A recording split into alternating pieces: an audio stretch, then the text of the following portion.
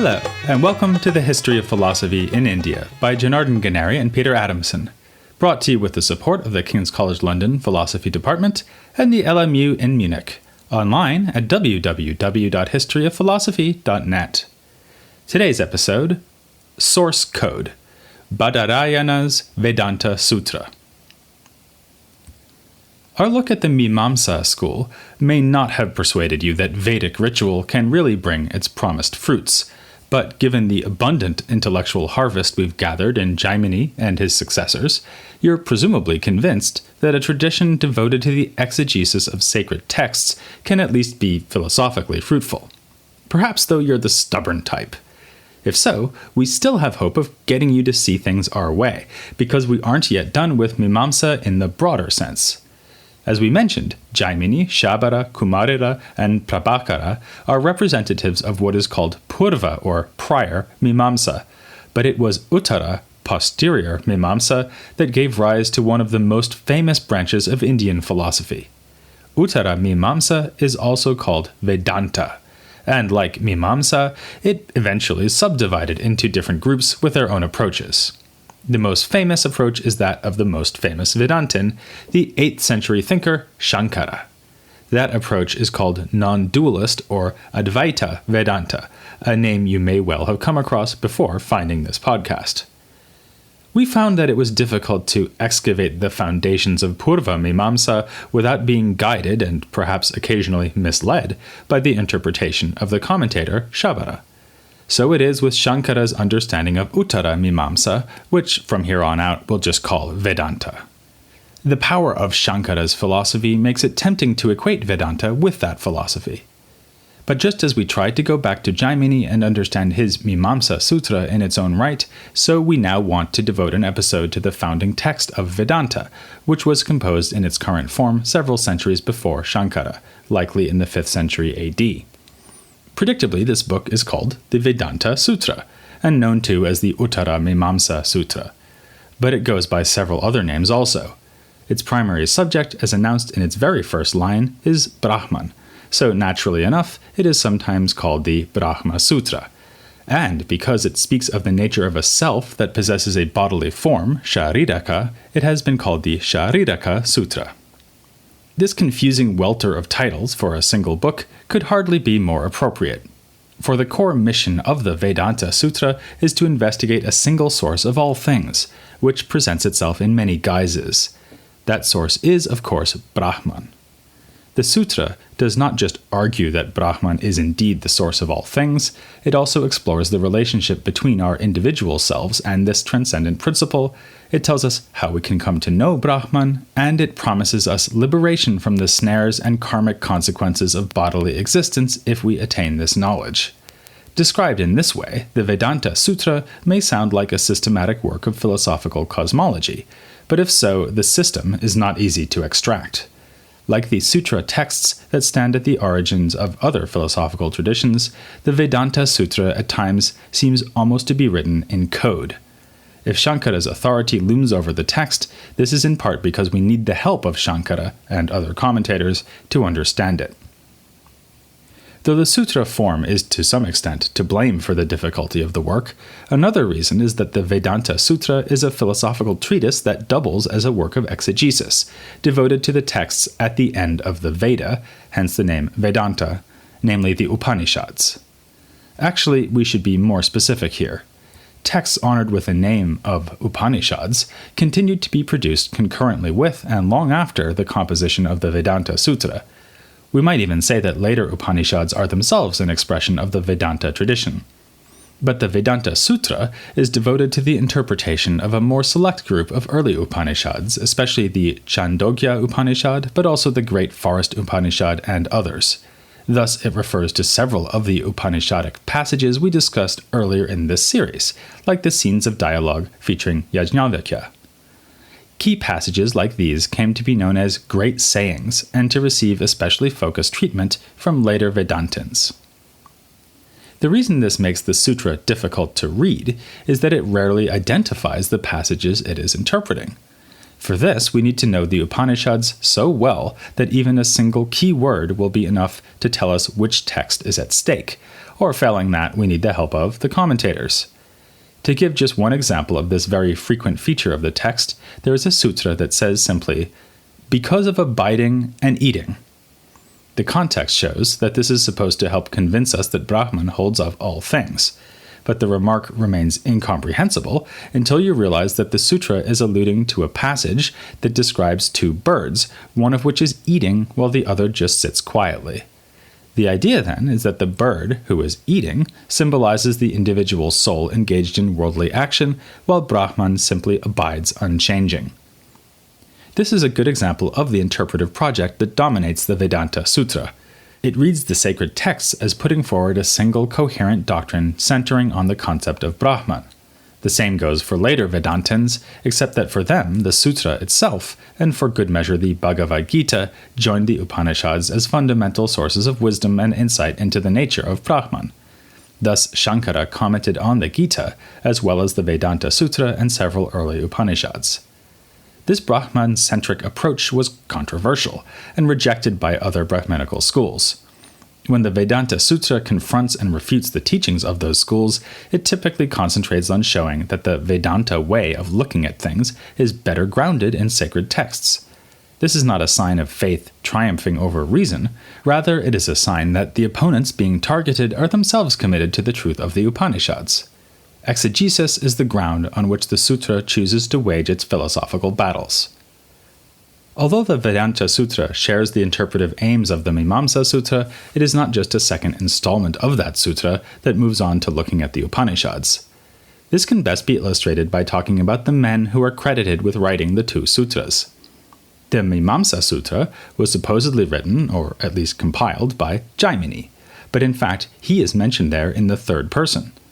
The same happens in the Vedanta-sutra, which names and reports the ideas of its own putative author, whose name is Badarayana. At several points, Badarayana's ideas are contrasted to those of Jaimini. In the Mimamsa-sutra, it's Jaimini who usually gets the last decisive word in any given debate. Here in the Vedanta-sutra, it is instead Badarayana, whose view is allowed to triumph over those of Jaimini and other interpreters. This, presumably, is why the later tradition credits Badarayana with having authored the text. But it might be safer to use the technical terms of sutra literature and say that Jaimini's opinion is treated as an initial or prima facie view, the Purva Paksha, only to be corrected by the more adequate view, Siddhanta, of Badarayana.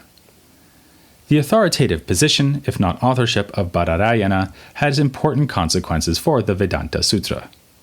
Where Jaimini placed all his focus on Vedic ritual, Badarayana is more interested in the prospect of liberation through the knowledge of Brahman. At one point, we are told that a person with such knowledge can dispense with such things as lighting ritual fires. In keeping with this, Badarayana is less weighted than Jaimini to the life of the householder, and tends to emphasize the superiority of the ascetic life led by renouncers. The knowledge of Brahman imparted in the Upanishads is valued for its own sake, and not, as Jaimini would have it, as a supplement that helps us grasp the purpose of ritual. While this is the most significant disagreement between the two, there are several others. Badarayana thinks that even the gods can achieve liberation by knowing Brahman, whereas Jaimini restricts this to humans and even denies the existence of gods. One of the core doctrines of Mimamsa is that the Veda had no origin but has always existed, and though this idea can be found in the Vedanta-sutra, so also can the idea that the Veda has its source in Brahman. It's typical of the age of the sutra that the Vedanta theory is developed through this sort of dialectical argument.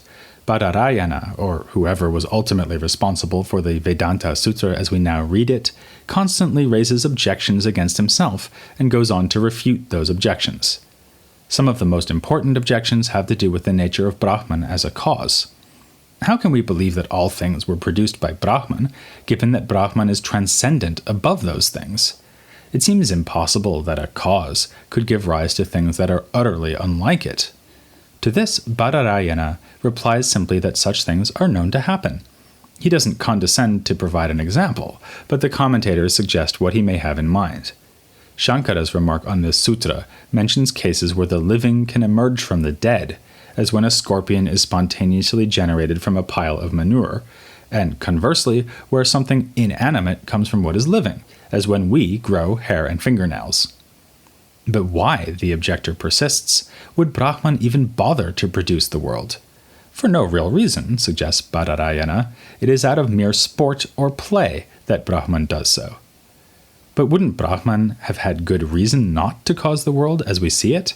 After all, it is full of suffering and unjust inequality. True, concedes Badarayana, but this is not the fault of Brahman. All suffering is a punishment for wicked deeds which may have been committed in past lives.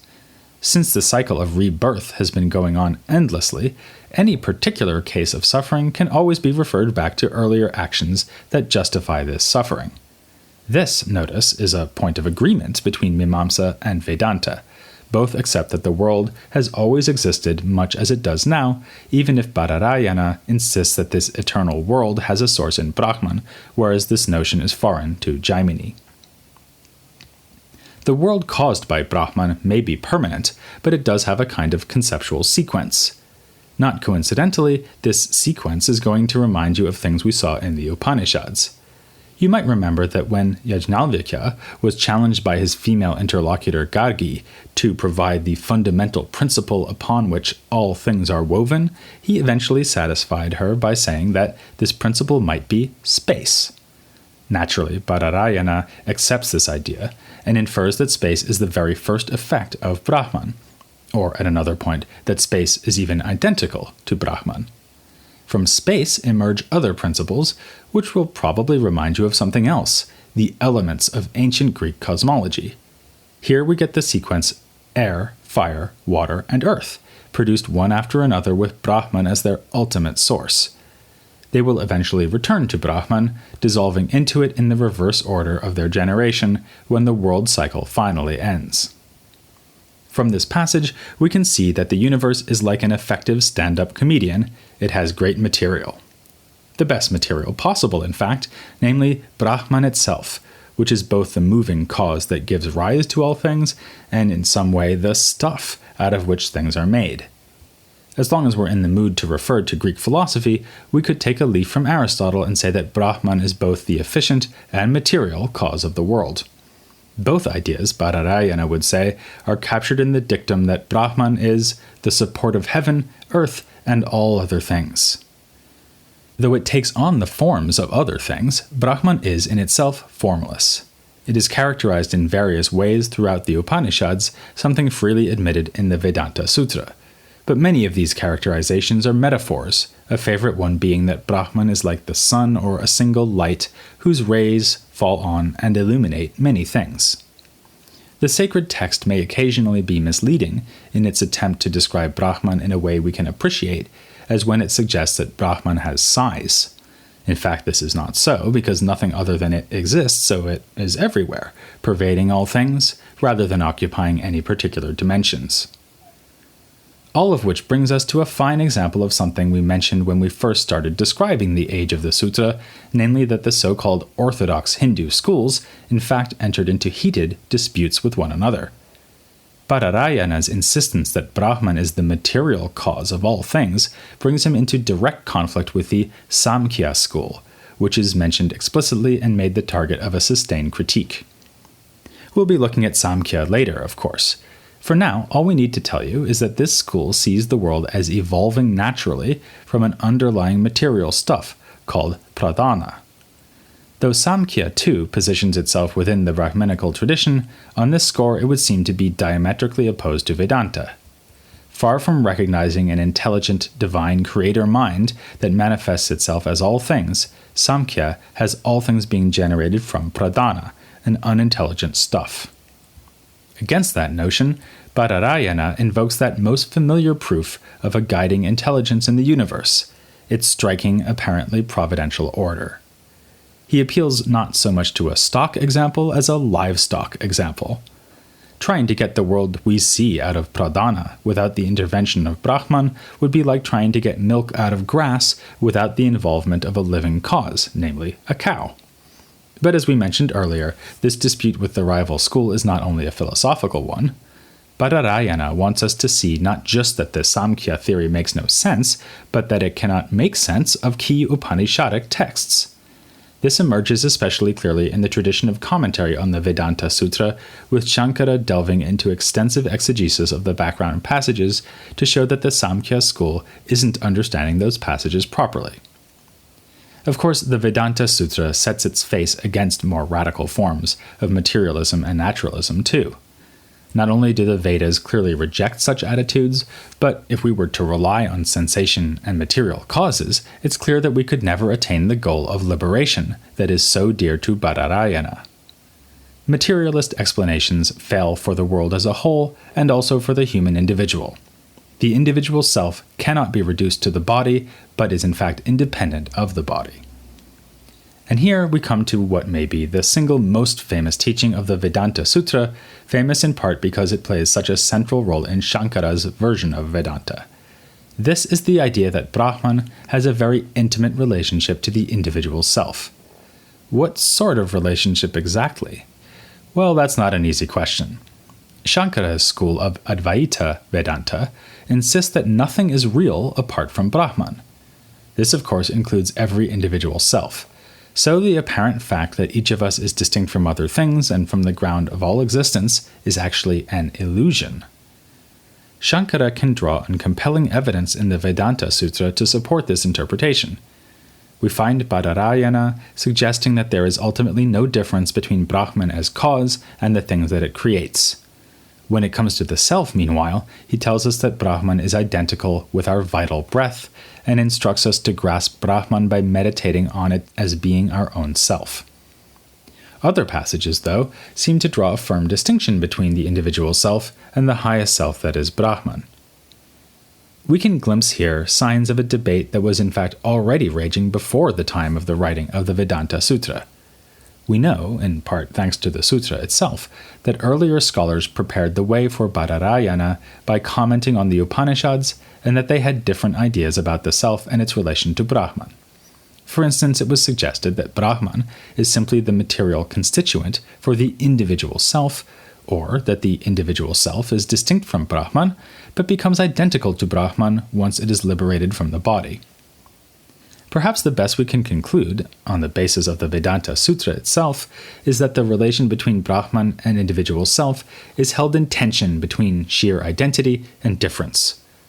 One's impression depends to some extent on which passage one is reading, while certain passages want to have it both ways, as when we are told that Brahman relates to individual selves like a snake to its coils. As we move ahead to the development of Vedanta, though, we'll see someone who definitely doesn't want to have it both ways.